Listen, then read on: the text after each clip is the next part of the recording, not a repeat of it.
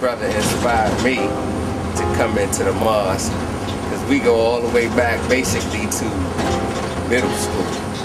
He moved into my neighborhood, and I didn't really understand the brother. I thought he was quite strange because I was out in the world. Right. He was out in the world as well, but he had a level of consciousness that I didn't at the time. And so throughout the course of our lives, you know, we would be rebellious black men, you know, lost found, so to speak, and something called him to the mosque, and I was still out in the world, and I stopped seeing the brother. You know, by me being out in the world, I was doing things that the typical inner city male do. You know, and I ended up having the misfortune of being shot 7 times and sustaining a spinal cord injury, and got into this wheelchair. I spent almost a year in the hospital, and when I came home, I started watching the Honorable Minister Farrakhan on television.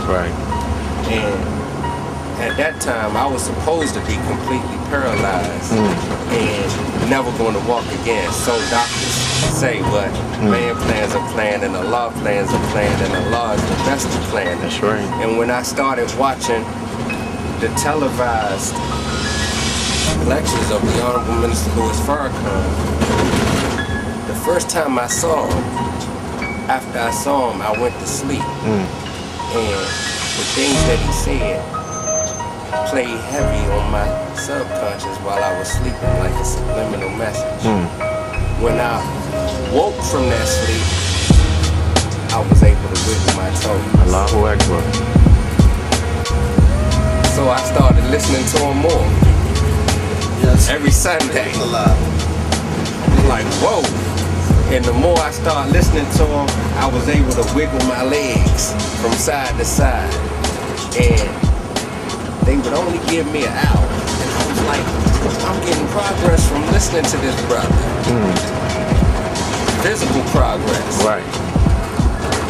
And at the end of the lecture, it would always say to hear more of the teachings of the Honorable Minister Farrakhan. Come and hear his local representative at mosque number 4. And I said, man, I got to go to that mosque. I need some more juice if this is healing me. And I plugged into the mosque, and there was Brother Ern. He was a lieutenant at the time, and he greeted me with open arms, and I've been rooted there ever since.